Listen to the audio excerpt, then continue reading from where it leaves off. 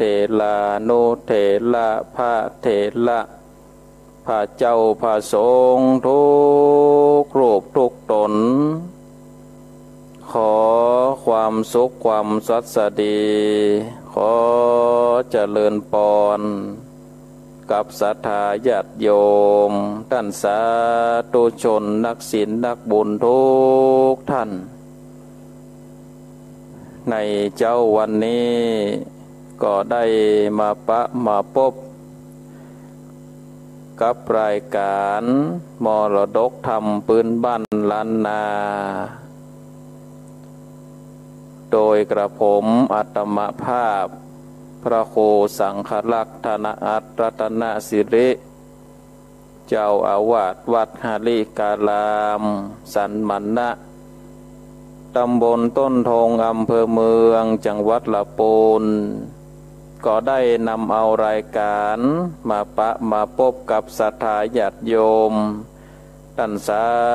ธุชนนักศีลนักบุญทุกท่านการเป็นประจำทุกวันพุธเวลา3:30 น.ถึง5:00โดยประมาณก็มาปะมาพบกับรายการมรดกธรรมล้านนาฟังพระธรรมเทศนาแบบพื้นบ้านล้านนาวันนี้ก็ได้มาปะกันในวันพุธที่14เดือนเมษายนพุทธศักราช2564ก็ได้มาปะกันเนื่องในโอกาสปีใหม่ศรัทธาญาติโยมท่านทั้งหลายถ้าถึงตามปฏิทินล้านนานั่นก็วันนี้เป็นวันสังขารล่องศรัทธาญาติโยมถือตามปฏิทินตามการคำนวณพระสุริยะอาทิตย์ก็จะได้ย้ายจากราศีมีนเข้าไปสู่ราศีเมษก็วันนี้ก็คิดคำนวณก็ตามครูบาอาจารย์ที่เพิ่นได้คำนวณบอกว่าจะเป็นโหรหลวงในพระราชสำนักหรือว่าเป็นครูบาอาจารย์ที่เพิ่นได้มีความรู้มีความสามารถในการคำนวณเวลาก็วันนี้ก็ถือว่าเป็นวันสังขารล่องเพราะฉะนั้นศรัทธาญาติโยมท่านทั้งหลายก็ถ้าถือว่าวันนี้ตามปฏิทินเป็นวันสังขารล่องก็ได้ปัดกวาดบ้านเฮือนอาบน้ำส้มปล่อยสลีอยู่ที่ไหนกัลกินีอยู่ที่ไหนจันไรอยู่ที่ไหนก็ตามที่ในหนังสือปีใหม่เอาถือหนังสือปีใหม่ฉบับใดก็เนี่ยไปตามทำไปตามหนังสือปีใหม่ฉบับนั้นบางพ่องก็เอาตะวาก็เนื่องโดยว่ายึดถือตามที่รัฐบาลเปิดได้ประกาศวันมหาสงกรานต์คือ13 14 15ก็ได้ยึดถือกันไปศรัทธาญาติโยมท่านทั้งหลายก็ทำบุญเนื่องในโอกาสวันขึ้นปีใหม่วันมหาสงกรานต์ศรัทธาญาติโยมท่านทั้งหลาย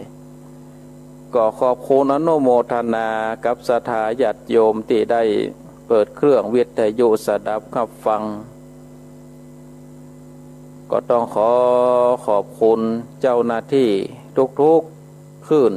ทุกๆสถานีที่ได้ตื่นขึ้นมาแต่เจ้ามาเปิดเครื่องรับสัญญาณนำเอาสัญญาณเสียงไปออกให้กับศรัทธาญาติโยมท่านทั้งหลายได้สดับรับฟังซึ่งเมื่อเจ้านี่ศรัทธาญาติโยมท่านทั้งหลายก็มีอยู่9 สถานีที่เพิ่นได้รับคลื่นสัญญาณก็ขออนุโมทนากับสถานีวิทยุ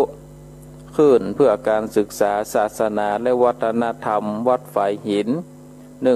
104.50 อำเภอเมืองจังหวัดเชียงใหม่อันนี้ก็ครอบคลุมไปหลายพื้นที่บางเตือนี่ก็ไปถึงจังหวัดลำปางก็มีศรัทธาญาติโยมท่านทั้งหลาย แล้วก็ขึ้น100.25คณะสงฆ์อำเภอฝางวัดพระบาทอุดมนำโดยหลวงพ่อท่านเจ้าคณะอำเภอฝางเป็นผู้นำในวิทยุ100.25ขึ้น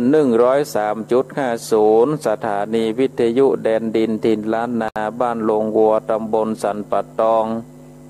ตำบลน้ำบ่อหลวงอำเภอสันปัดตองจังหวัดเชียงใหม่คลื่น98.75สถานีวิทยุคลื่นธรรมะวัดห้วยตองซักวิทยุ100.25สถานีวิทยุมนเสียงธรรมอำเภอแม่แจ่มจังหวัดเชียงใหม่วัดบุพารามคลื่น96.75สถานีวิทยุเน็กเนียวเรดิโอบ้านจงตำบลทุ่งกวาวอำเภอเมืองปานจังหวัดลำปางคลื่น90.75วิทยุชุมชนคนเหนือเขื่อนอำเภอฮอดสถานีที่8ก็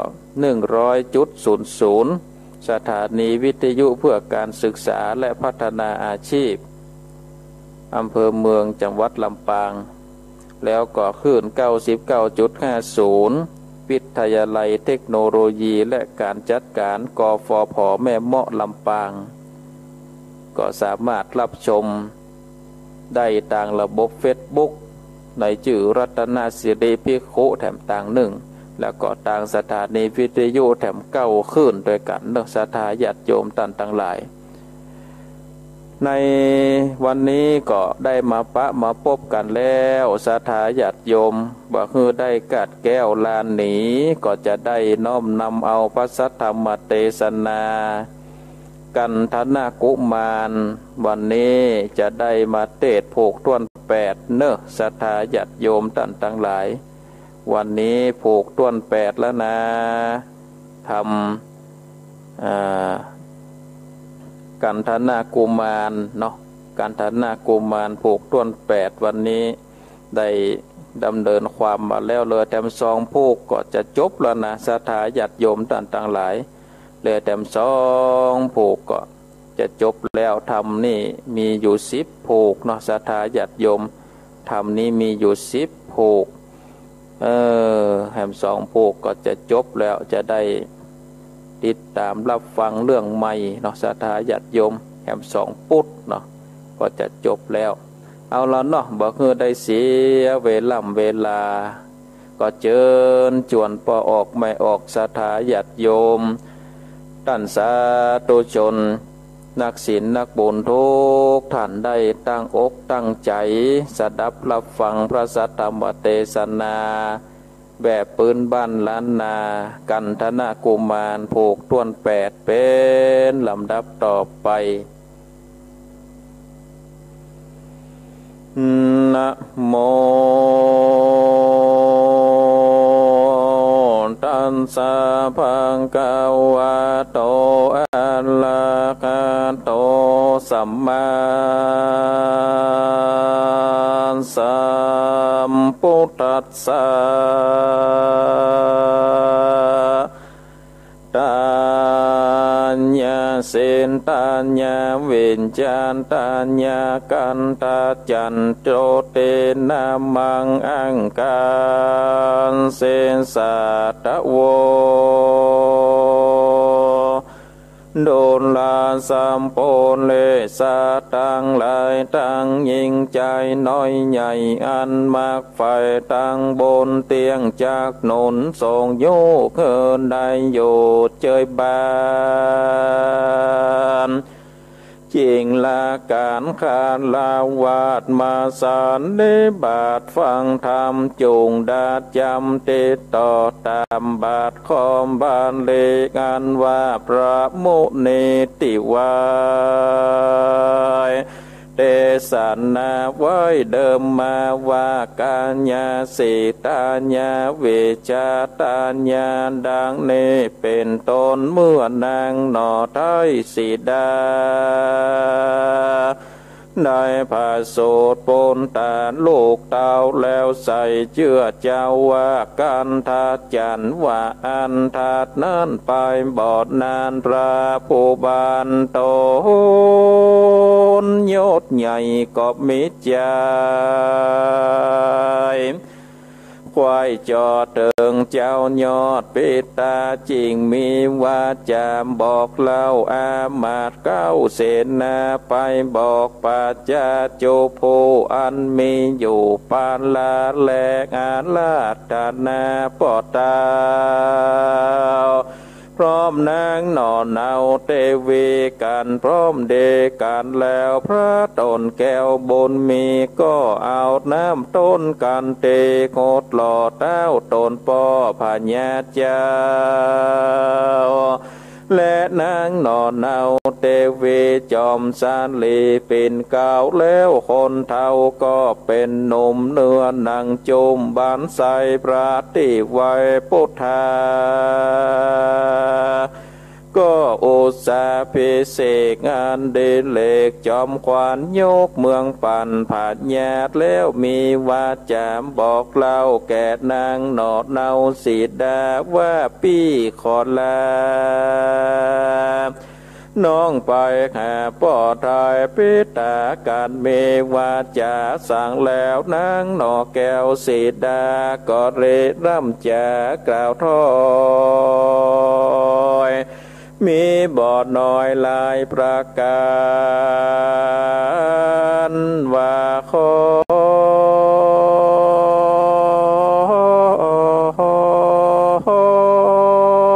ผู้บานเต้าไทยจงเคยได้ไปเด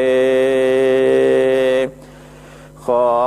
มีโจกใหญ่ปันปะปอทายพิตาจุงปันได้มาเป็นเจ้ามาแห่นอนเอาปนตานแดดเตอวานและนาสัทธาอันว่านอโปติญาณกันทานากุมารบนมีกันยามดีมาควายเจ้าเลวไวบอดจะสะไปดับกาขมสายเตอสานลีกันใจติบเตใส่เกือกเวเศษเจียงขานแล้วสานยองสานไว้วาดขึ้นอากาศไปบนจากเมืองคนหลุมใต้เข้าป่าไม้ดงนากันและตาลงพอก็ขันจ้อไปดอยพอจอยวอยตั้งนากันเมฆฟ้าลอยมาการลอดป่าดงพรายเจ้าก่อนได้ลงสู่ดินนอนเล่นตีไว้ซอสอดใส่ไปมาโดยซอกหาปอดเจ้าลายวันเข้ากลมบอกหานในดงตันป่าไม้แล้วก็นั่งไว้อินตาและเตมวันดามวลโมคักสานโยโกผิบมาในดงดานป่าไม้ตนเต้าไทยคุณสวรรค์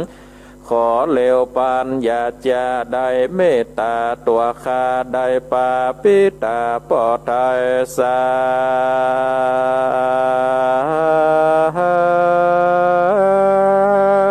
ขับไว้วอนวานอธิษฐานจัดใจ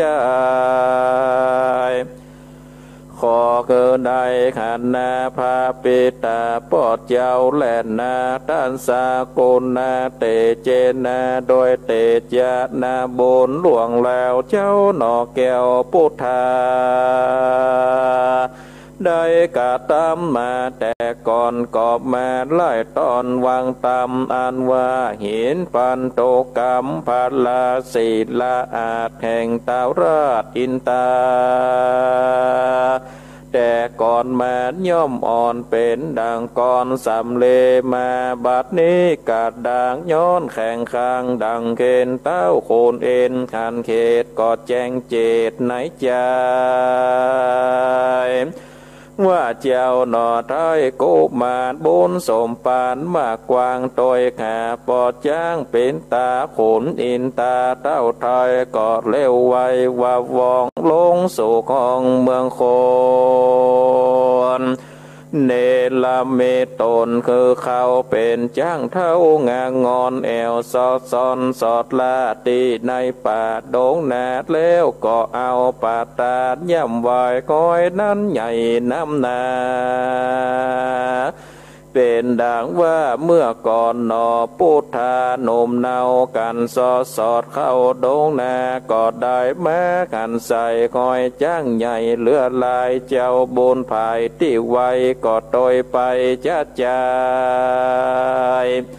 3 วันควายมันลอดก็ไปลอดน้ำใหญ่มีชื่อไว้ว่าแม่ยมหมุนนาหนอพุทธาเต้าไทยก็สัญญองไปฝั่งนาเมื่อนั้นขนปินตาอินตา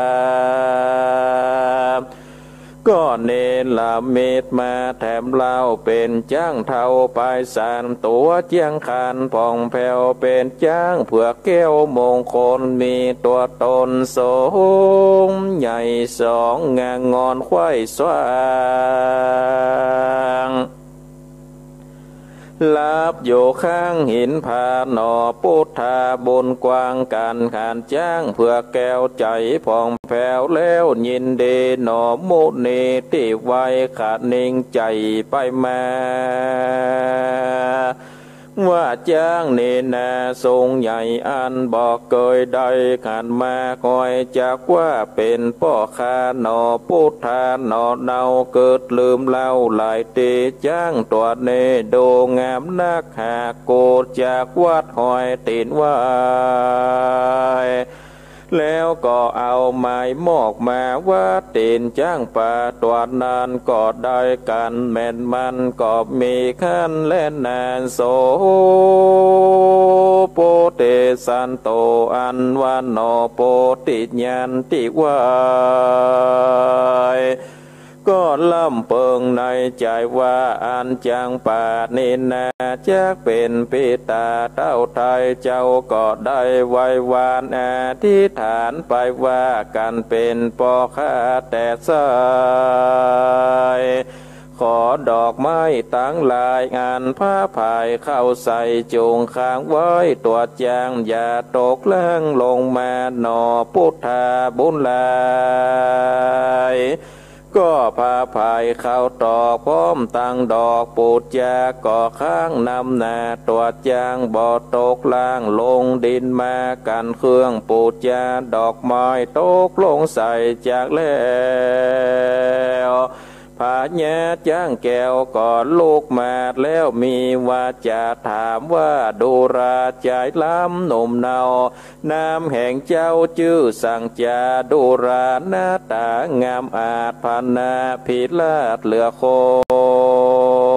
นเจ้าลูกหนเตะตองอยู่แห่งห้องเมืองใดปล่อยมาได้เจียนจ่าวากเฮาได้เป็นปินตาอันจาหนอพุทธาหนุ่มเนาก็ตานเล่าไข่จามว่าโดลาผ่านยาจางโตเอกอังงางอนข้าอยู่นากรศิลาเกตอยู่ผาเตศแดนไก่ข้าไม่ใจมาหาพ่อปิตาที่ไวจากว่าใจสันใดขอได้ไขกาโอเคอได้หูตามมีนแดดเตอว่าอันเมื่อนั้นภาพญาจ้างปากก็มีว่าจะต่อทอยว่าดูราเจ้าหนอน้อยบุญมีลาขานาดีใจจ่าเจ้าสั่งมากล่าวว่าเฮานี่นาเป็นปิตาเขาเป็นสัตว์นามีคนเจ้าเป็นคนมนุษย์สัตว์และนาส่วนมากหาสัตว์เจ้าก็เล่าเก้าถึงไปโดยปาลิญายหลายแลวาดมีเตียงแต่ลายประการกันผาญาจ้างสานโหดแล้วจ้างเผือกแก้วงามก็กล่าวตามไปว่าจักแม่นปิตาตันได้แต่ก่อนเฮาไปสู่ของแอวแต่ต้องเมืองคนแต่กูป้อนี้แก่จัดลาจากมอลานากราภาคตายละจากเป็นไม้ การว่าปอดตายแล้วนาถอดเอาแงปอดนอนจุงเอาไว้คันคักษากรรมตัวนาแข่งเจ้า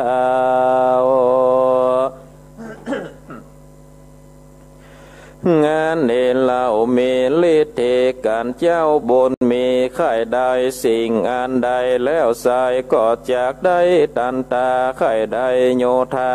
ลายละก็จากหากต้อยมาเหลือจากกว่าไข่ได้เงินบาทได้คำแดงแก้วและแสงก้านใหญ่จงเอาหินใส่ข้าไว้ก็ได้ดังใจกันไข่ได้สาเป่าคำก็ขี่ขับน้ำสาบหมดใหญ่แม่นขี่ไปตั้งอากาศสะตูขาญาติเกียงโกและยังมีตัวพึ่งต่อแตนมาเฝ้าแขนเป็นปาเลวานผาญาติจ้างไปสารเพื่อแก้วการสร้างโลกแล้วตายไปนอใส่ใจพุทธาก็โศกาโศกเศร้าว่าข้าในเราเกิดมาสร้างปอยบอดตานได้แตนกูลปอดไทยเปตาโคนโลกแล้วยิงใจโบราณใหม่ใครมาว่าจงโอษาเผยแผ่เลี้ยงพ่อแม่แตนโกน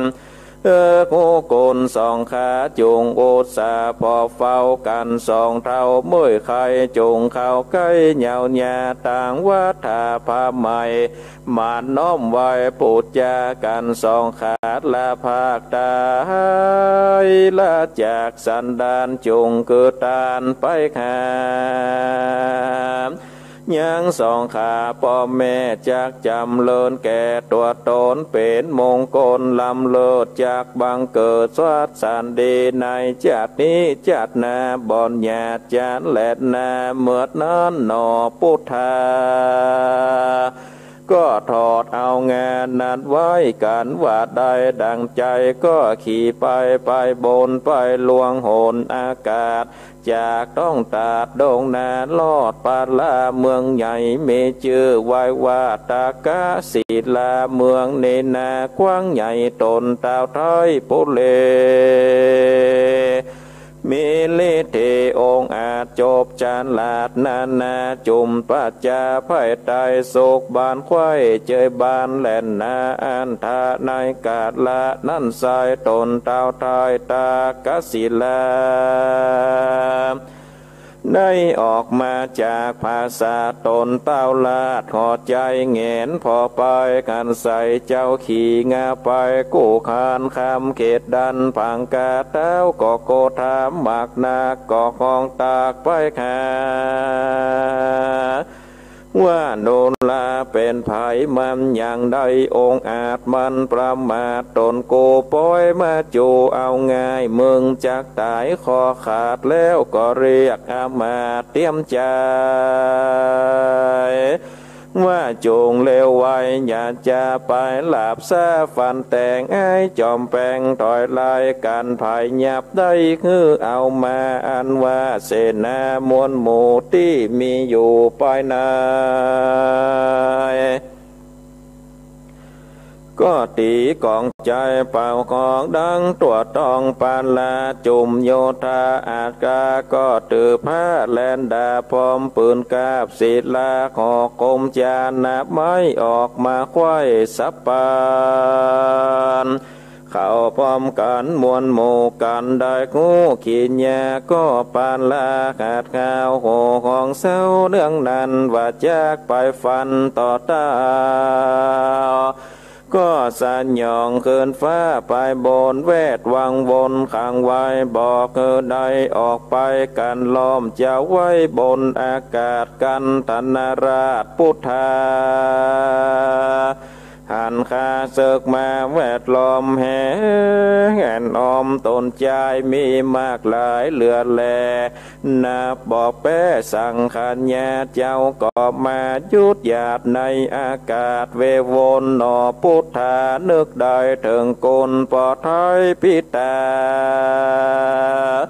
โ โกนมารดาแม่เจ้าแล้วอธิษฐานเล่าขับไว้กรรมโบราณได้เพื่อแผ่ว่ากุลพ่อแม่มีหลายแผ่นดินไม้เป็นขนาดเต่าอากาศกว้างเววาจุงได้มาช่วยกรรมคือหลวงล้ำมันภัยแดดเตอว่าอันแลนาเมื่อนานปัญญาตากาศิลาก่อนได้จากกำไปว่าใจคนนี้ออกไปตีผู้ใดอาจญาใหญ่ไม่ไหวจากทุกใส่หัวมันจุงเร็วปันอย่าจาเข้าพร้อมหน้ากันลายมาปาการพาภายขอกดาบเลื่อมมาคมสายลีปนลายใจน้อยใจบ่ถอยอาธรรมบ่กลัวกรรมมืดเศร้าแล้วล้อมเข้าพร้อมกันจากมัดวันเกิดได้เอาหน่อไทยองค์ใจไปถวายพญาตากาศิลาว่าอันตันตาในกาดละนั่นสายแม่เพิงใหญ่และต่อแตนที่เฝ้าแขนตัวเจ้าตัวใหญ่เต้านกจิ้งจอกก็บินออกง่วงแงมันออกมาคบไล่เข้าอยู่บ่อดอยสะโคนก็โยกลี้ปนคืนสู่พ้องหนีเข้าป่าดงไผ่พ้องหนีไก่เล็กเล่พ้องซ่อนหนีตามดงพ้องซ่อนปงป่าไม้พ้องคืนไปดอยผาบ่อคืนมาสักผู้ปากันอยู่ตามป่าบ่อสอดและตามเมืองย้อนว่าเครื่องและกลัวเจ้าเหนือหัวพญาตากาศิลาเจ้าฟ้าจะมา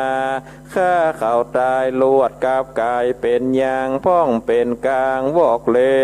งพ้องเป็นขีดแมวมูเซอร์มาโจรบัดนี้และแนนโซลาจาส่วนพญาตากาศิลาบอกหันเสกหนามวลหมู่อามาตกูต่างตามีวาจานเดือดไม่ว่าสูงเงาใบตำตาคาเซึกมาผู้เดียวแต่สู่ปล่อยเก้บ่ได้พญามีใจขาดข้าวใจแข่งตา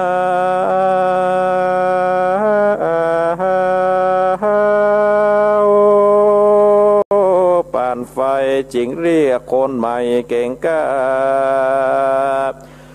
มาพร้อมหน้าโหคนแล้วเนลามีตนบอดจาก็มีการญาใหญ่มีมือได้เป็นปานแล้วปาการบอดจาสยองเกินฟ้าเลี้ยวปานเพื่อจากไปฟันฟาดคาคือความนาตั้งตายเขาตั้งหลายโจผู้โหของโยสาสาวดังสนันดาวเวกหาตันตาในกาละนั้นสายแม่เพิ่งกอดได้ออกมาจากงวงงาวิเศษมีฤทธิเดชนานำลอยโคบโยธาอาจกาจนไหวนาคืนสู่ในที่อยู่ปุลีและนาเมื่อนั้นพญาตากศิลาเต้ากอบมาพิจารณาตามพญาตนว่าอายนี่นามันจักมีของอันเดวิเศษหรือสัตว์เป็ดอันใดกูจักได้ล่อไว้กันเกิดได้แล้วก็เรียกเสนาแก้วเข้ามา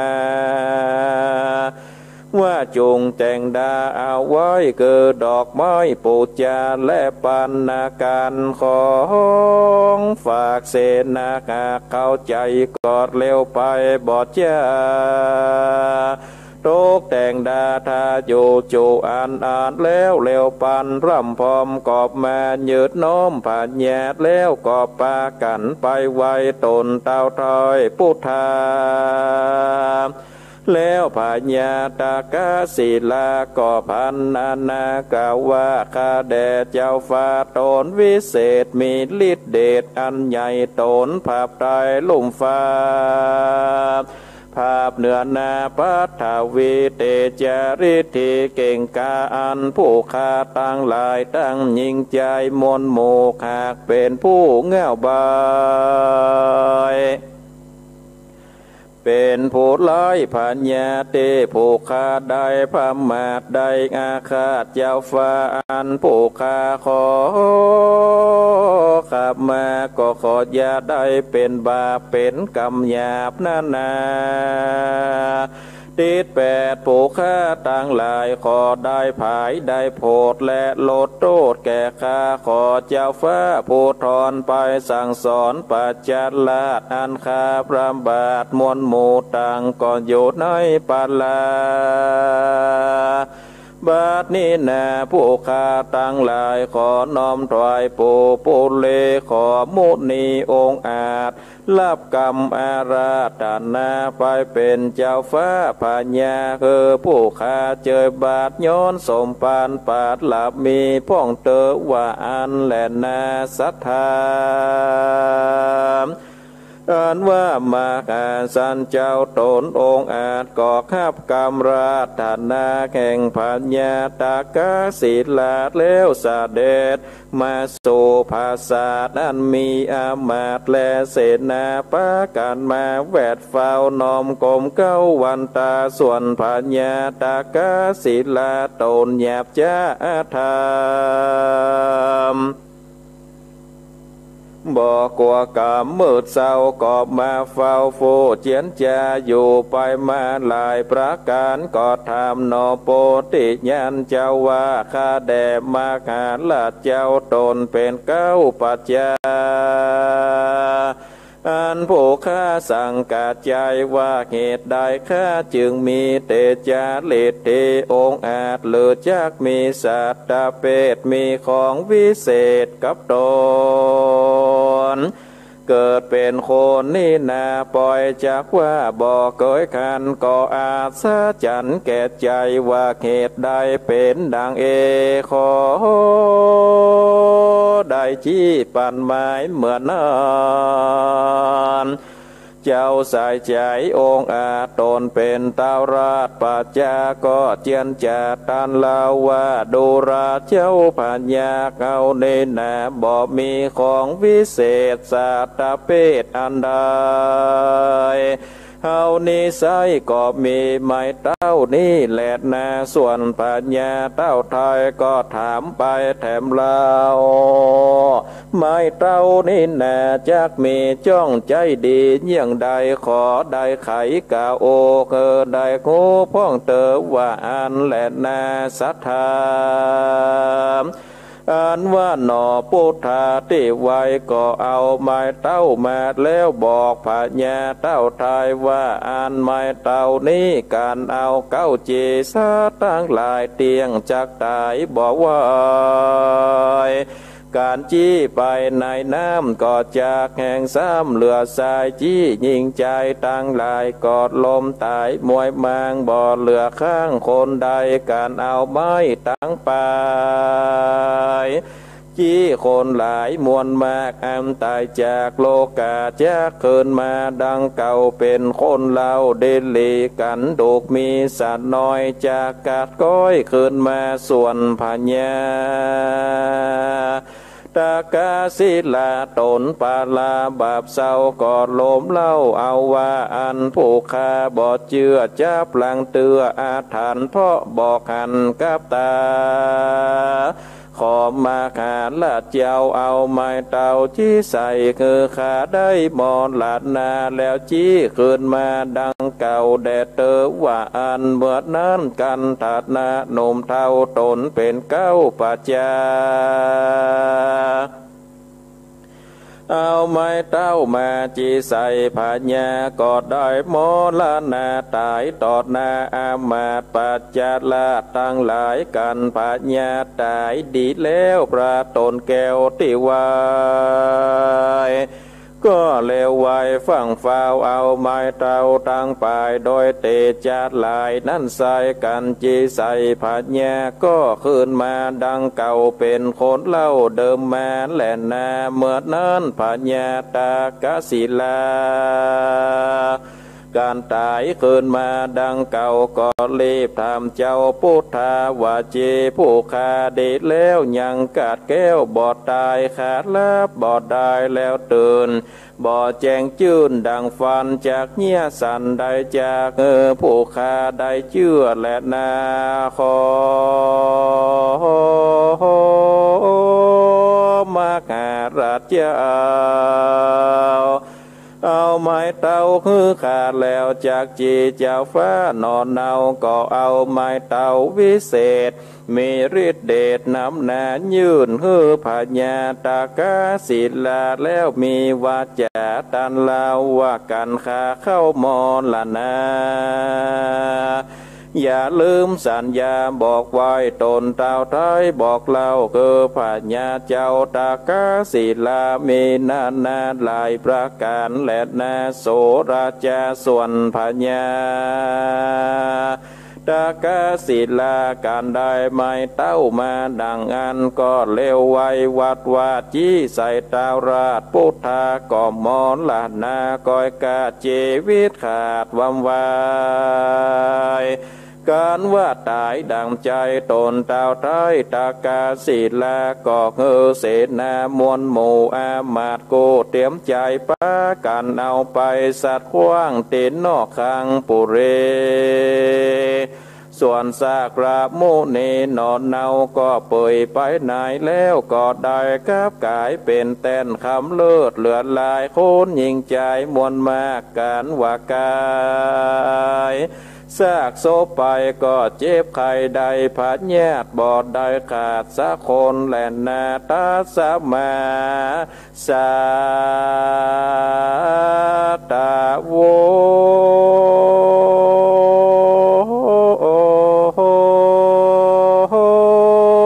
ดูราสะปุริสะเจ้าทั้งหลายต่างยิ่งใจหนุ่มเท่าที่ปากันเข้ามาฟังธรรมใจกว่ากรรมเกิกหยาบคือว่าบาปนาจุงจักดาจำไว้เอาเป็ดไม่ตายส่องตั้งไปว่าการผู้ใดลาสากันตัวตันขาตัวกาเตี้ยงความแน่มอนละนาอันปัญญามาจุลาโตองค์อาจเข้มขากเอาย่อมจะขาสาตั้งหลายได้ตายบ่เว้นไว้ลางคนได้ตายหนุ่มเนายังไปเท่าจัดลาลางคนนาตายมวยไข่ลางคนได้ตายลูกคาลางคนเกิดมาก็ตายสัพพสัตตาอันวสัตนาน้อยใหญ่มีภาพควายโลกลาโศกโตพร้อมแน่มีมาวันเกิดมางูได้วันตายไผอาจหมายจากว่าลายคำเจ้าตลอดต่อเต้ายามใดควรพิจารณาไปที่แจ้งบาปบุญกรรมแต่งนั่นไว้ลางคนได้สุขแต่น้อยนายโยชื่นจ้อยตีขาเงินคำขาจูสิ่งมีมากยิ่งบ่ผ่อนบุญปางก่อนมีไว้ลางคนตกไร้อนาถาขอตานมาเลี้ยงสายแสนตกไร้เข็นใจลางพ้องก็ได้พญาตมาต้องปาดการญาเปียที่มาตกตอกย้อนกำจองปังลางมาป้าปังตอบสายคือได้ง่ายและดีเขาเกิดจากนี้เป็นคนย่อมเป็นมงคลล้ำเลิศย่อมประเสริฐกว่าศาสตร์นาว่าเขาเกิดมานึ่งแจดอย่าได้ขาดเมตตาธรรมจักเป็นเครื่องก้ำจุนโลกเงินได้พ้นโศกขี่มองมีเขาของบ่อไรเปียที่บอกก่อนได้มากานยอมจากป่าคือได้สุขโลกตายเมืองคนสุขเมืองบนฝากฟ้าเมื่อไปแน่บ่สงสัยบ่อยาจะแล่นนาเตเนจากวันนาจะเล่าถึงนางหนอเนาสีดา อันโยเมืองจำปานากรใจดังกล่าวไว้โหดหลังนี้ยายยังไปแจงพระจริงแสงเทศนาวันดุราปัญญาอินตาติลาดโยภาษาเมืองสวรรค์จุงปากันฟังต่ออันว่านางนอเนาสีดาหูบโสภาบอดสาวเลี้ยงลูกเต่าอยู่ในปูดลีได้16 ปีเข้ามาเต้าปัญญาและอามาตย์และภายราชปัจจาต่างกอบมาปรึกษาว่าลูกนางสีดาบุญพันธ์คือเต้ากันทัดจันองค์อาจและลูกนางนาถไทยสีวายต่างก็ได้เป็นพุทธาเต้าบุญนากันทัดนาลาดรวมพุทธบาทเดียวกันกวนแบ่งปันปุเลกเจ้าบนเมกันทัดจันและแบ่งปันเจ้ากันทันเนตแล้วพระเขตปุเลแม่นตีตามทำกันว่าได้ไข่กรรมเม็ดแล้วมาดแก้วพูดฉลาดก็โอกาสเปล่าห้องไปตัวต้องปาลากปัจจาไผ่ไตแจงหูควายจูคนและนาเนทิตังขีญาสางวานนาวิเศษจากห้องเกตกันฐานะกุมารปลูกตวน8กอดได้กอดแขวดเล่ามาขอศรัทธามวลหมู่โอดถ้าอยู่ดาฟังผูกนี้ยังไปแจงก้อยฟังแสงไปลุนก็บังกลมสมเลศเสด็จเอาละศรัทธาญาติโยมท่านสาธุชนนักศีลนักบุญทุกท่านการได้เทศนาธรรมชื่อว่ากันธนากุมารโภกตวน8ก็ได้ปริปุณังจบลงไปเป็นที่เรียบร้อยก็มาเร็วพอนาฬิกาพอเวลาก็มีเวลาแถมนักอยู่ศรัทธาญาติโยมก็จะได้สรุปเนื้อหาใจความสำคัญกับศรัทธาญาติโยมท่านสาธุชนนักศีลนักบุญได้สดับขับฟังกันในพระธรรมเทศนากันธนากุมารผูกต้วน8เนาะศรัทธาญาติโยมท่านทั้งหลายนั้นว่าทำการธนากุมารผูกต้วน8นี้ศรัทธาเพิ่นก็ได้กล่าวถึงอย่างนางสีดาศรัทธาญาติโยมก็ได้มีลูกชื่อว่ากันทัดจันหลังจากนั้นเองเจ้ากันธนะกุมารก็ได้ปกบ้านปองเมืองอยู่กับนางสีดาก็มีพ่อแม่ของนางสีดาได้อยู่โดยหลังจากนั้นมานี่เจ้ากันธนะกุมารก็ได้อู้กับนางสีดาว่าถึงเวลาที่อ้ายก็จะต้องเดินทางไปเสาะหาป่อของอ้ายแล้วเพราะว่า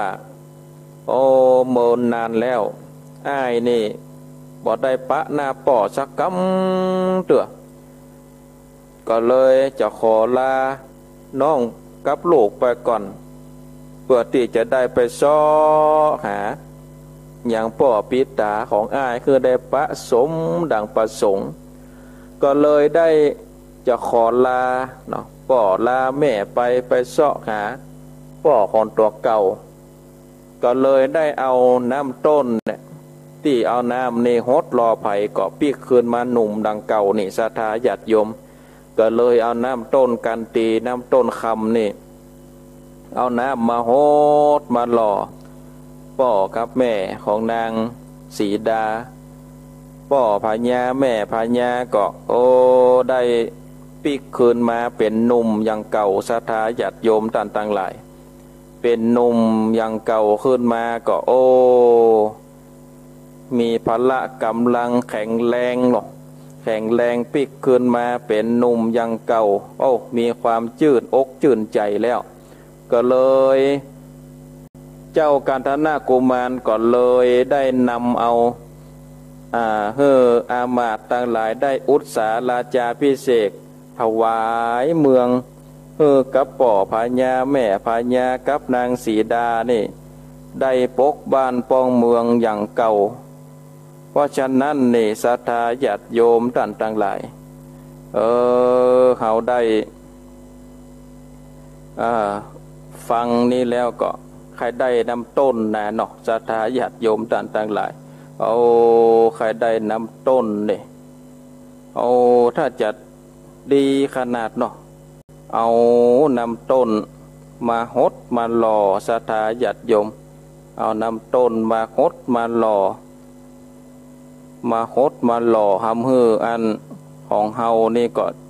เนื้อตนของเฮาหนุ่มขึ้นมาเนี่ยเนาะถ้ามีนี่โตเขาจะมาเปิ้งเฮาน่ะเนาะคนใดก็จะมาหดมาหล่อเอามาอาบคนทั้งหลายก็จะได้มีสุขภาพร่างกายแข็งแรงอันว่าเจ้ากันทนากุมารนี่ศรัทธาญาติโยมได้ป่อพญาแม่พญาได้อยู่บ้านอยู่เมืองปกบ้านป้องเมืองเป็นที่เรียบร้อยก็ขอตัวได้เดินทางออกจากบ้านจากเมืองไปเพื่อที่จะไปโตยหาป่อปิตาเนาะบอกว่าจะอยู่ที่ไหนตั้งใดก็เลยไปลาอย่างนางสีดาก็ให้ศรัทธาญาติโยมท่านทั้งหลายนางสีดาก็ให้แล้วบอกว่าอ้ายจะไปแต่กาถ้าว่าอ้ายนี่ได้ปะป่อปิตามาแล้วนี่ก็ขอคืออ้ายเนี่ยได้ปิกมาอยู่โดยข้าอยู่โดยลูกได้ปิกมาของบ้านของเมืองเนอะเจ้ากันทนากุมารก็คือกรรมสัญญาศรัทธาญาติโยมท่านทั้งหลายแล้วก็เดินต่างออกจากบ้านจากเมืองไปออกจากบ้านจากเมืองไปก็เข้าไปสู่ป่าดงป่าหญ้าดงหนาป่าคาดงทีเนาะในหันก็เป็นที่เป็นป่าเป็นดงก็โดยซอกหาปอดหลายวันก็บอกหันเพราะว่าป่านั้นมันกว้างมันใหญ่ก็บอกว่าป่อในไปอยู่ที่ไหนตั้งใดก็เลยได้ย่อมือไหวพญาอินตาติราชไหวเทวบุตรเทวดาว่าขอเนี่ยเอ็นดูข้าเตอะข้าเสาะข้าป่อมาหลายมือหลายวันได้ครับทุกข์กำลำบากขอเทวบุตรเทวดาได้ช่วยข้ากำเตอพญาอินตาพญาพรหมพญายมมาลาดเต้าจตุโลกกับบ้านทั้งสี่ไหวหาโมตศรัทธาญาติโยมไหวแล้วก็หินพระตุกรรมพระราศีลาอาจของพญาอินอยู่บนสวรรค์เจ้าจันดาวดึงก็กูเตื้อมันอ่อนมันนุ่มมาบาเดียวนี่เนี่ยแข็งกระด้างเหมือนหินศรัทธาญาติโยมก็วันนี้อย่ามาแปลกที่นั่งที่นอนของเฮานี่ยังมาแข็งกระด้างเหมือนหินก็เลยใจตาติบสอดลงมาพอแวบไม่เนาะไปหันใส่เจ้ากันทนากุมารหน่อโปติสัตว์ได้ครับตุกกำลำบากพญาอินตานี่ก็เลยหูว่าเจ้ากันทนากุมารเด็ดตัวหาป่อหรอก็เลยมาเนรมิตเข้ากำฝันว่าป่อของท่านนี่เป็นจ้างนะได้มันย่ำห้อยตีนไว้เนอะได้มาย่ำห้อยตีนไว้เตียวสื่อไปนี่ก็จะหันห้อยตีนกว้างใหญ่อันเนี้ยห้อยตีนจ้างเนาะห้อยตีนของอันป่อเจ้านอโปติสัตว์คือเจ้ากันทนากุมารในศรัทธาญาติโยมกันได้คู่ดังอันแล้วก็เดินไปก็แป๊บปะใส่ห้อยตีนจ้างแต่ศรัทธาก็เอาไม้มาวัดมาวาพอก็จำห้อยไว้ก็โตยไปได้3 วันก็ไปลอดแม่น้ำหนึ่งชื่อว่าแม่น้ำยมมุนาข้างที่ในแม่น้ำนั่นก็ไปปะใส่จ้างศรัทธาญาติโยมนอนอยู่ข้างประภาหนกนอนอยู่ข้างหินผาข้างแม่น้ำนั่นก็เอาไม้ไปวัดเนาะไปวัดห้อยตีนพอก็เป็นว่าเป็นจ้างตัวนี้แน่นอน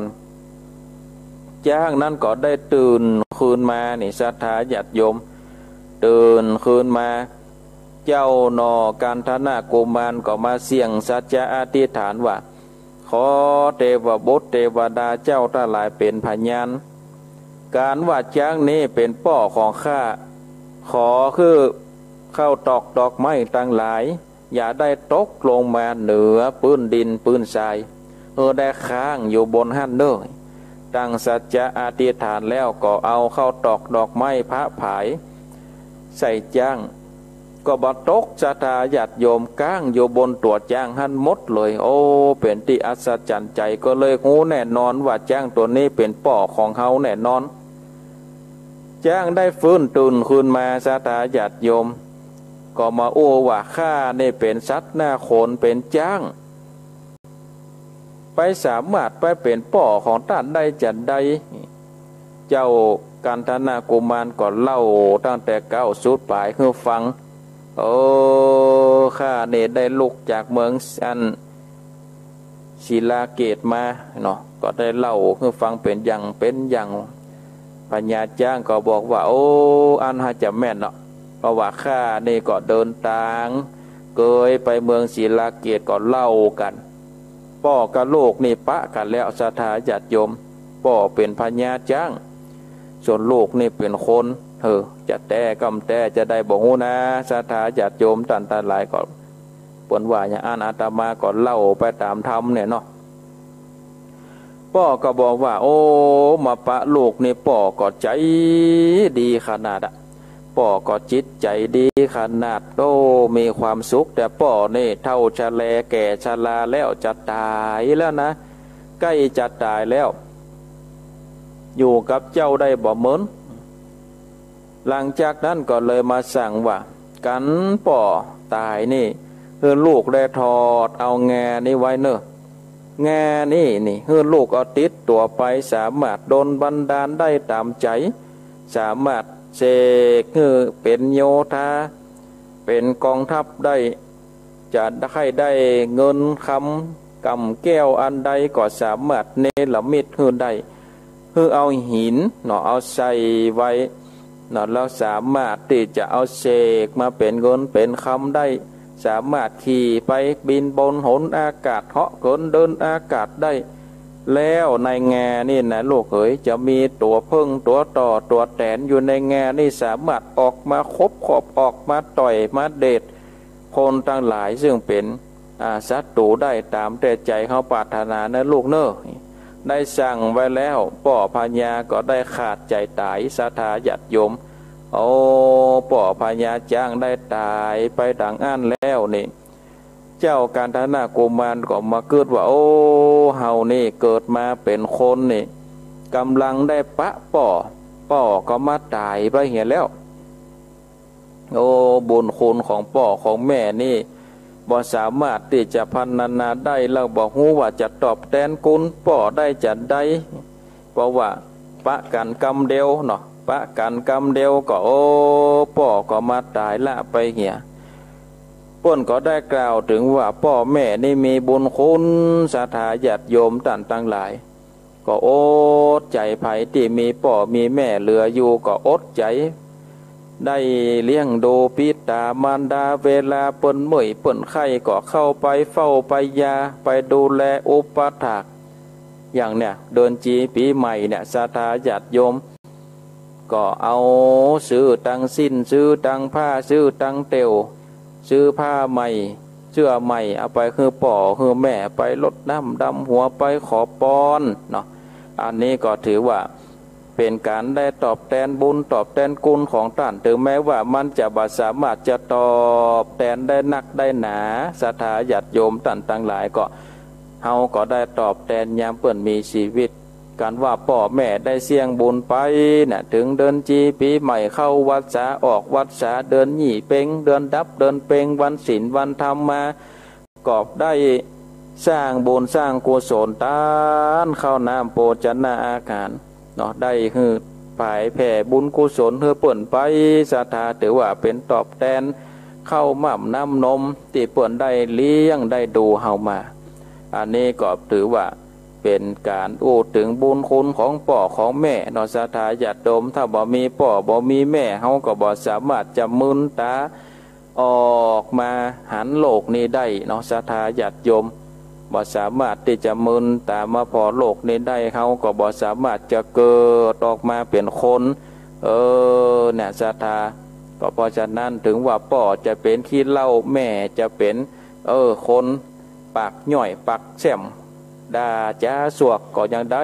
ก็เป็นพ่อเป็นแม่เฮาเนาะศรัทธาญาติโยมก็ก้อยเลี้ยงดูกันไปเจ้ากันธนากุมารเนี่ยก็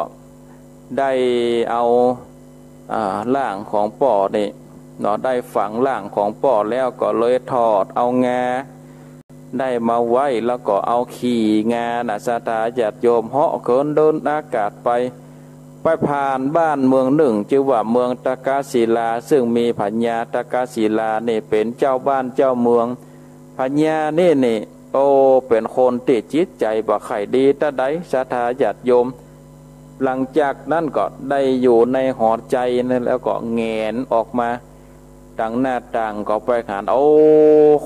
หันเจ้ากันธนากุมารขี่งาจ้างแหละเหาะเขินเดินอากาศผ่านพระราชวังไปก็มีใจว่า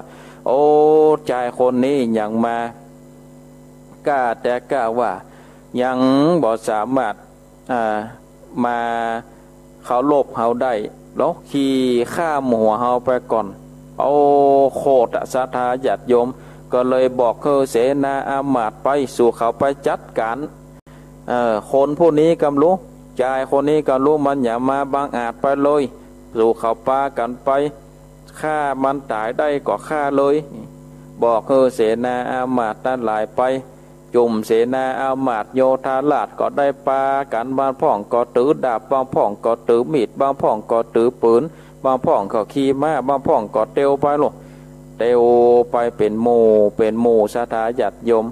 เพื่อที่จะไปล้อมจับล้อมยับเอาเจ้ากันธนากุมารเจ้ากันธนากุมารนี่ก็ถึงว่ามีงาจ้างเนี่ยก็มีต่อมีแตนศรัทธาญาติโยมบุญออกมาจากในงาน่ะเต้านกจอกนี่หรอกวัดโตขนาดตัวน้อยเดียวมันจี้เฮาเนี่ยถึงกับเมื่อยกับไข่นะศรัทธาญาติโยมต่อนี่มันถึงตัวใหญ่เนาะต่อไปนิ้วก้อยเนี่ยนะถ้าเพิ่งนี่ก็ตาได้จี้เนี่ยมันไม่เข้าขำนี่ก็โตธรรมโมสังโฆถ้าคนใดมันแปะปิดมาเนี่ยโตหน้าบุญหน้าไก่มันเจ็บมันปวดเนาะศรัทธาญาติโยมอันนี้ด้านตัวเต้านกจอกเนี่ยบินไปไหลคบไหลจี้เสนาอามาตย์บางป่องก็หนีเข้าป่าเข้าดงบางป่องก็ตึงเข้าป่าเข้าดงแล้วก็ตึงบอกออกจากบ้านจากเมืองมาหรอกอยู่ในป่าในดงอันนี้ก็เลยกลับกลายมาเป็นพี่น้องบนดอยศรัทธาญาติโยมพี่น้องชนเผ่าเป็นเผ่าปากะยอเป็นแมวเป็นโมเชอเป็นอีก่อเป็นขินเป็นปลาล่องอยู่บนดอยเพราะว่าได้หนีเพิ่งเนาะได้หนีเพิ่งหนีต่อหนีแตนแล้วก็บ่สามารถที่จะปิกมาบ้านมาเมืองได้เพราะว่าเจ้าพญาจะฟันคอทำการบัดสำเร็จนะเนาะทำการบัดสำเร็จก็เพิ่นจะฟันคอเจ้าพญาก็หู้ดังอันและก็เกียดสู่เขาเนี่ยอย่างล่ำเหลือคนเดียวนี่เฮาเนี่ยเป็นกองทัพหรอกเอาชนะคนเดียวนี่ประการคนเดียวนี่เป็นไปบัดได้โคตรศรัทธาญาติโยมตั้งหลายโคตรก็เลยได้บอกใจซึ่งมีอิทธิฤทธิ์ที่สามารถเบ่งฤทธิ์ที่มีมือเป็นปันมือได้เนาะเอาไปปราบเจ้ากันธนากุมารแต่ไปถึงก็โดนต่อโดนแตนโดนพึ่งไล่คบไล่เด็ดมาศรัทธาญาติโยมตั้งหลายก็ก้านไปแถมการไปเจ้าพญาก็มาคิดว่าเขาจะใจพละกำลังนี่มีเป็นแสนก็ตายเป็นแสนเขาจะเนี่ยจะใดก็เลยได้กึศหาอุบายว่าเฮานี่ต้องใจไม่อ่อนใจไม่แข็งบัดได้ต้องใจไม่อ่อนถ้าใจไม่อ่อนนี่ศรัทธาญาติโยมต่างๆหลายถ้าเฮาใจไม่แข็งบัดได้ก็ต้องใจไม่อ่อนเสนาอามาตย์ได้นำเอาเข้าตอกดอกไม้เนาะ เอาเข้าตอกดอกไม้ไปย้อมเกณฑ์ว่าย้อมแล้วเนาะย้อมอาราธนาคือตัดเนี่ยเป็นเจ้าพญาปกบ้านป้องเมืองตากาศิลาฆ่าตาหลายพร้อมด้วยเสนาอามาตย์ย้อมละย้อมศิโลลาภหรอต่อต้านแล้วเมื่อเจ้าบอกการทนากุมารได้รับเอาขันแล้วก็ขึ้นนั่งบ้านนั่งเมืองเป็นเจ้าพญาปกบ้านป้องเมืองตากาศิลาเจ้าบ้านเจ้าเมืองตากาศิลาองค์กรซึ่งเป็นคนติดใจดำกำเศร้าในศรัทธาญาติโยมเนาะใจดำกำเศร้าก็โอ้ใครหูว่ามีของดีอันใดจะถามและจะลักแค่กะมอกเนาะก็เลยได้ถามว่าท่านมีของดีอันใดนี่เจ้าการทนากุมารบอกหูแก้วบอกหูตันคนเจ้าพญาตากาศิลาองค์ก่อนนั้นก็ได้บอกว่าบ่มีของวิเศษพิโสยังมีกับไม้เต้านี่อันเดียวแล้วไม้เต้านี่มีวิเศษอย่างใดมันเหมือนไม้เต้าทั่วไปก็ขออธิบายให้ข้าได้ฟังกำล้อเจ้าการทนากุมารก็เลยบอกว่าไม้เต้าอันนี้บ่ใจเป็นไม้เต้าธรรมดาเป็นไม้เต้าวิเศษเก้าจี้ตายไปจี้เป็นกันว่าใครคือคนใดตายก็เอาตั้งเก้าในจี้ไปเถอะตายหมดตึงแบบเหลือสักคนแล้วตั้งป่ายนี่จี้มันฟื้นคืนมาแม้นว่าจะมีเศษกระดูกน้อยเดียวนี่นะก็สามารถเอาไม้นี่จี้เอาตั้งป่ายนี่จี้คืนมาปิกคืนมาเป็นคนดังเก่าเจ้าพญาตากาศิลาก็บอกว่าโอ้บ่ได้กะจะเชื่อได้จะได้เห็นหรอจะเชื่อท่านได้จะได้บ่เชื่อก็ใส่ได้เงื่อพอกะแล้วข้าจะหู้ได้จะได้ตากันละศรัทธาญาติโยมอย่างอ่านนี่ข้าก็จะจี้เอามาจี้ตั้นก็ได้นะอย่างอ่านแล้วก็จี้ข้าเงื่อตายเนอะกันว่าข้าตายแล้วก็จี้ข้าเงื่อฟื้นคืนมาอย่างเก่าเนอะเจ้าการทนากุมารได้อ่านแล้วก็เอาไม้เต้านะจี้เฮือพญาตากาศิลาตายต่อหน้าเสนาอามาตย์ตั้งหลายชักเบิดหนึ่งก็เอาตั้งป่ายจี้คืนมาเจ้าพญาตากาศิลาก็ออกอุบายว่าข้านี่บ่ได้ตายหรอกเหมือนกับข้านี่รับฝันไปมิ่งเดียวนะแล้วก็ตื่นคืนมาจื่นคืนมาเหี้ยลูกข้านี่บ่เชื่อแล้วข้าจะทดสอบอย่างใดคือตันได้เชื่อเอาอีข้านี่เอาไม้เต้าเนี่ยมาคือข้าแล้วข้าจะจี้ตันคือตายแล้วข้าก็จะจี้ปิกคืนมาดังเก่าเนอะอย่างอ่านแล้วก็ได้เอาไม้เต้านั้นพญาตากาศิลาจี้ศรัทธาญาติโยมจี้เจ้าการทนากุมารเจ้าการทนากุมารก็เลยตายศรัทธาญาติโยมก็พญาตากาศิลามันถึงใครได้ให้แล้วเนาะใครฆ่าเจ้าการทนากุมารแล้วก็บ่ทำตามสัญญาละศรัทธาญาติโยมบ่ทำตามสัญญาอย่างสักอย่างแล้วก็ปล่อยเจ้าพญาเจ้าการทนากุมารตายศรัทธาญาติโยมตายอย่างนั้นแล้วสะใจของดีก็ได้เนาะของดีก็ได้ของวิเศษก็ได้ตายไปแล้วจะเงียจะได้ในธรรมนี้ประกอบกล่าวตึกตีหั่นแล้วก็ได้กล่าวถึงว่าบ้านเมืองที่นางสีดาได้อยู่ก็มีชื่อว่าเจ้ากันทัดจันทร์มีลูกเจ้ากันทัดจันทร์แล้วก็ลูกของนางสีไว้ซึ่งได้ห่วมเกิดกับเจ้ากันทนากุมารก็เลยจะแบ่งบ้านแบ่งเมืองศรัทธาญาติโยมต่างหลายจะแบ่งบ้านแบ่งเมืองเจ้ากันทัดจันทร์กึ่งหนึ่งกับลูกของนางสีไว้เนี่ยกึ่งหนึ่งเสนาอามาตย์ก็เปล่าประกาศคนต่างหลายมาผสมจุ่มนุมกันติในบ้านในเมืองเพื่อที่จะได้มารับฟังมารับฟังเรื่องราวที่จะประกาศต่อไปอันเนี้ยศรัทธาญาติโยมท่านต่างหลายก็ได้ได้จ๋าได้เทศนาธรรมอันมีชื่อว่ากันทนากุมารโภกต้น8ศรัทธาญาติโยมก็ได้ปริปุณังจบลงไปเป็นที่เรียบร้อยศรัทธาญาติโยม เอาละเนาะมาเหลวพอเวลาเหลือเต็ม10 กว่านาทีเนาะต่อไปก็จะเปิดสายเนาะจะเปิดสายให้กับศรัทธาญาติโยมท่านทั้งหลายได้สดับได้โทรมาเนาะได้โทรมาโทรมาจ๋าโทรมาแจ้งผลการนับฟังเนาะศรัทธาญาติโยมอยู่ทางใดก็สามารถโทรมาได้เนอะที่เบอร์โทรศัพท์0865878177อ้าวจะเปิดสายแล้วศรัทธาญาติโยมท่านทั้งหลายจะเปิดสายแล้วอยู่ทางใดก็โทรมาเนอะโทรมาแจ้งผลการนับฟังโทรมาโทรมาจ๋าเนาะศรัทธาญาติโยมท่านทั้งหลายอยู่ทางใดก็โทรมาเนอะโทรมาเลยที่เบอร์โทรศัพท์ที่ได้บอกไป0865878177จะหับสายก่อนจะเลินปอนไม่สาเจ้าท่านพระครูเจ้าวันนี้ม่วนเจ้าวันนี้ม่วนเนาะเจ้ามีคติธรรมจะหลายอย่างอะเจ้าฟังแต่เจ้าละกาเจ้าตั้งแต่เจ้าตั้งแต่พระครูวิกรมละเจ้าดีละกาชัดเจนดีเนาะสาธุโมทนาไหวสาเจ้าเจริญปอนหับสายต่อไปเจริญปอน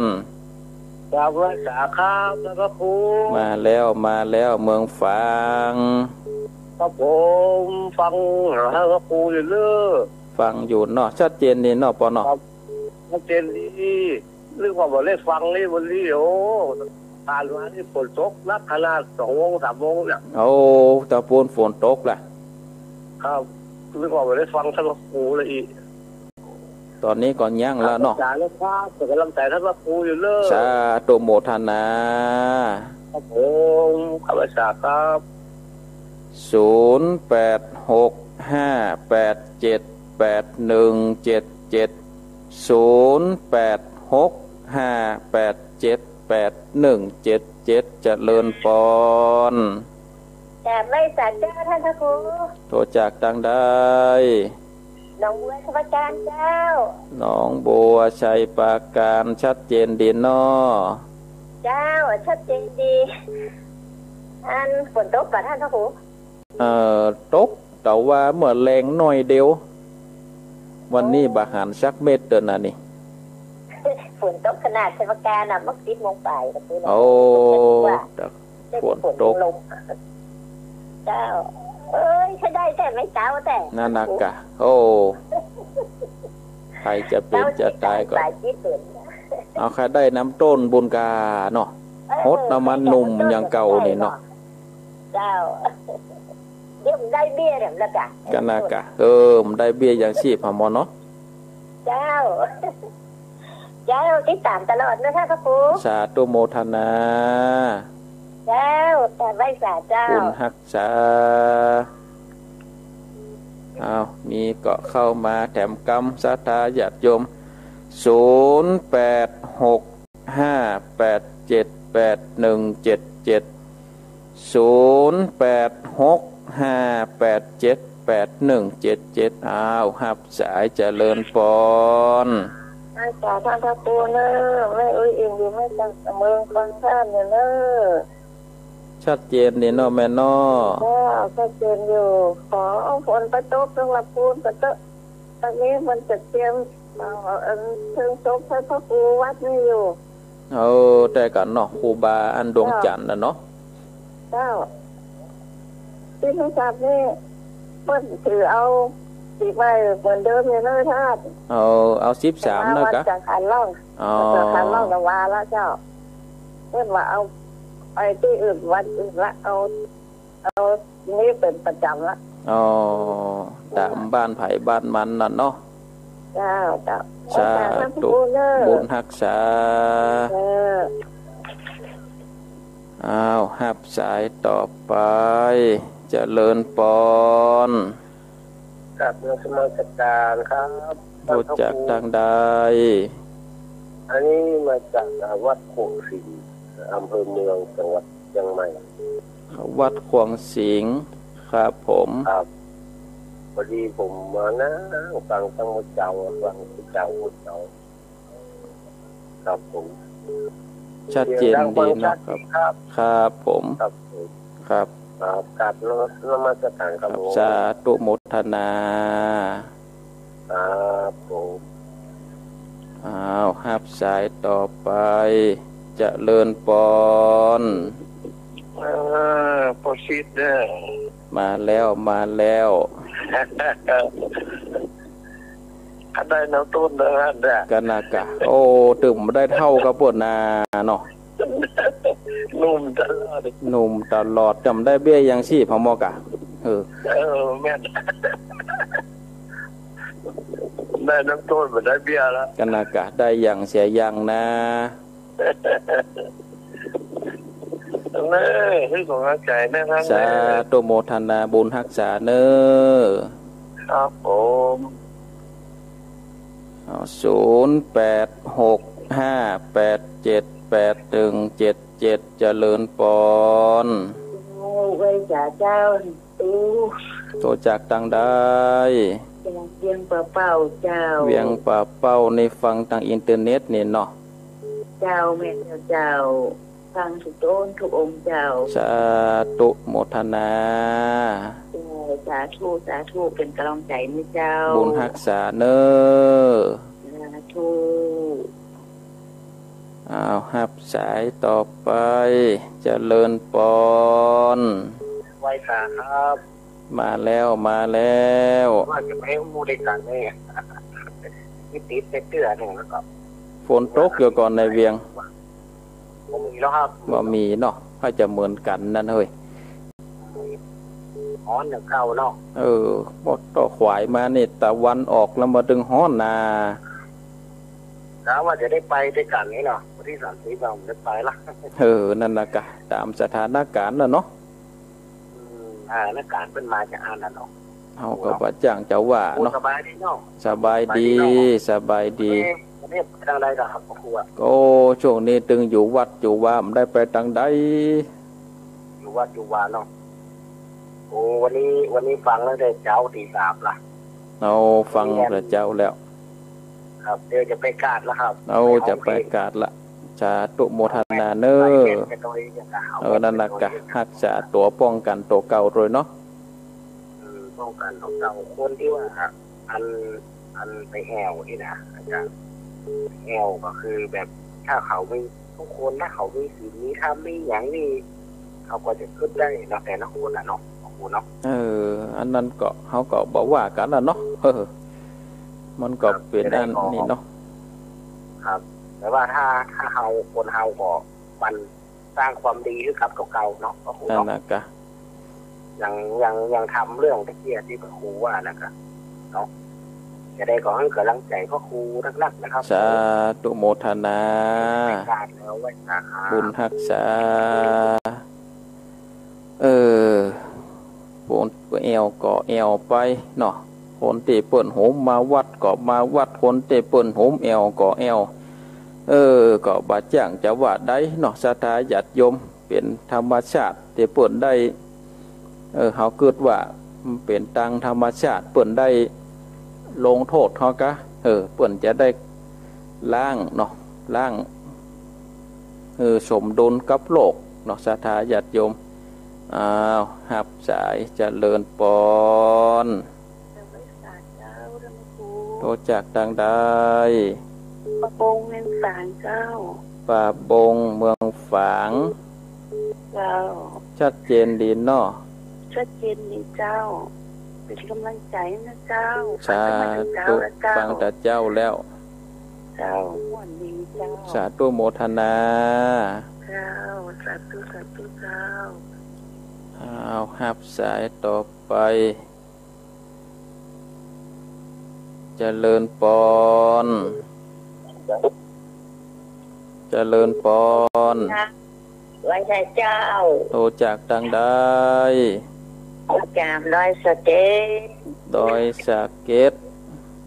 เจ้าฟังอยู่เจ้าฟังอยู่ฟัง เนาะ เงานั่งฟังเปิดไฟอยู่นี่แต่ โอ้อันนี้ลูกฟังเลยนี่เนาะ เจ้าฟังถึงวันแล้วไม่ได้โทรก้อยโทรเอากะ นานพระครูเนอะ สาธุโมทนาเนอะ ชัดเจนดี ชัดเจนดีโมทนาฟังกันไปเรื่อยๆเนอะ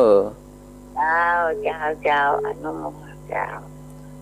อ้าวครับสายต่อไปเจริญปอ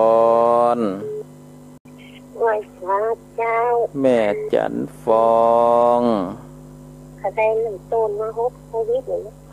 โหดโควิดโหดตึงเฮาโหดตึงโควิดนะเนาะ ชอบทั้งเงินไม่หนีให้กำลังใจเล ฝ ย นตกก็แม่ตังปูน ก็แค่ครั้งนี้เลย มีลมเก่ากะ ทีนี้ บ่มีลมแหงเนาะ นี่จะเอา13หนักนินนั่นนี่ทำได้ ตามตะก่อนนั่นเนาะ เจ้าก่อนตั้งกันข้าวนี่กันแล้วมันแบบแค่ไอ้ตั้งกันน้ำหัวกับตุ้น ไปวัดไปวาเนาะ เจ้า สา ตั้ง ธุ ที่ตั้งเฮี้ยนกันไหม ไม่ผีตาย เปิ้นตานเฮือนกันเนาะ เจ้าถึงเงาไปซื้อกันหลาย ก็ยังมีหีดมีห้อยอยู่เนาะแม่เนาะ นี่ก็สินะตั้งคนกับตามไปขอนี่เด็กหน่อย มาพ่องก็ตานเหมือนยามเดือนจีปีใหม่เนี่ยเนาะ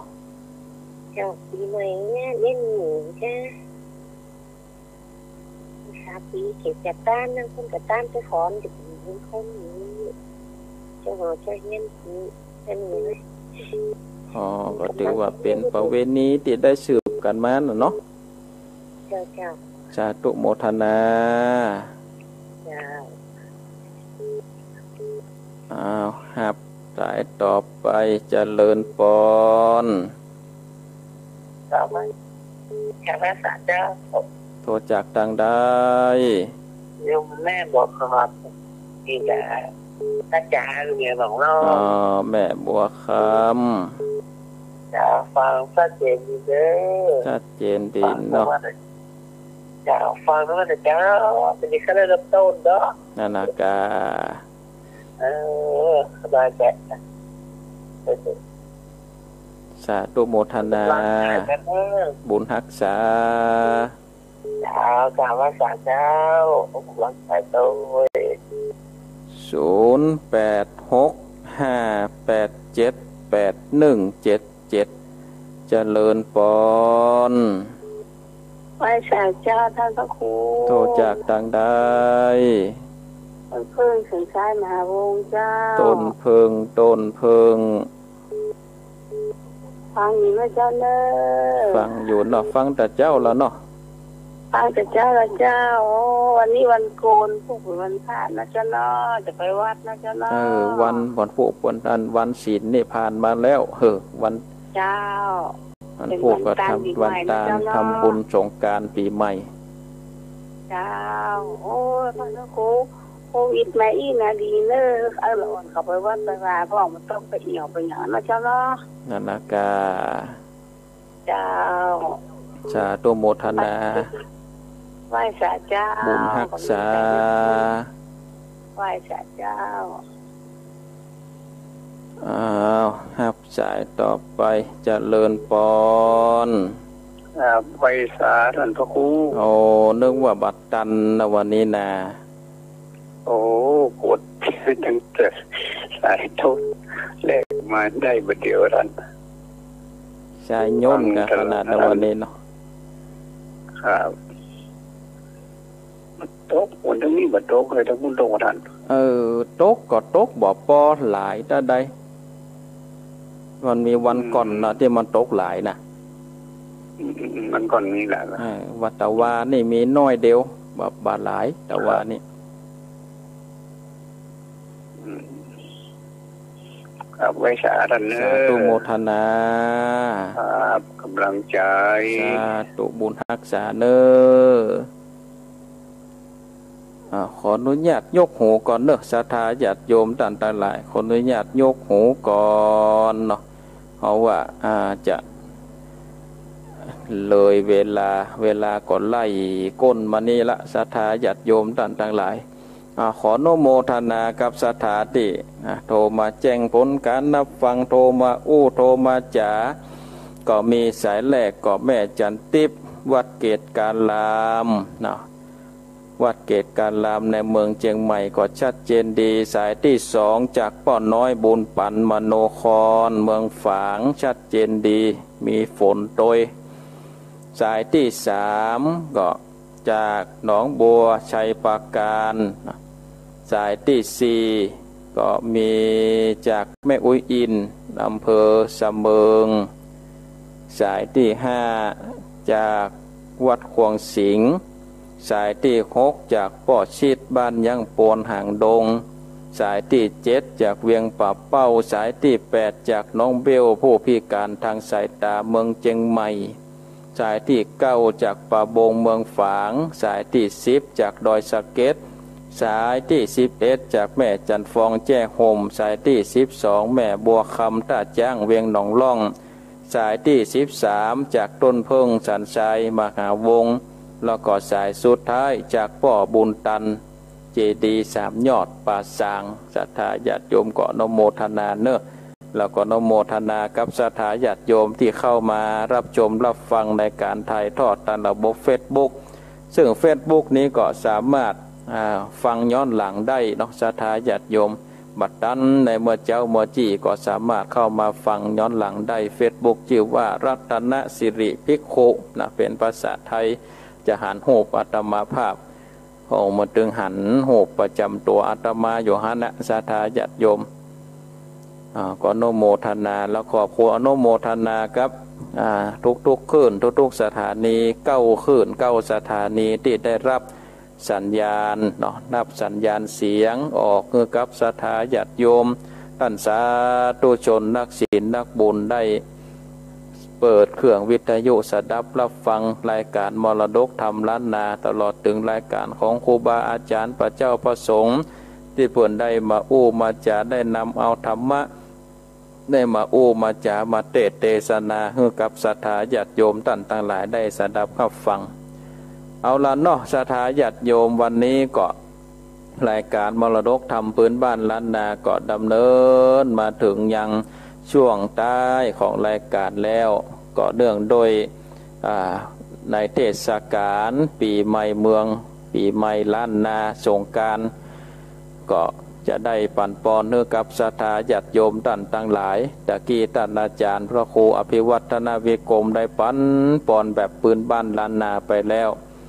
ก็ขออ้างอิงเอาคุณพระศรีรัตนตรัย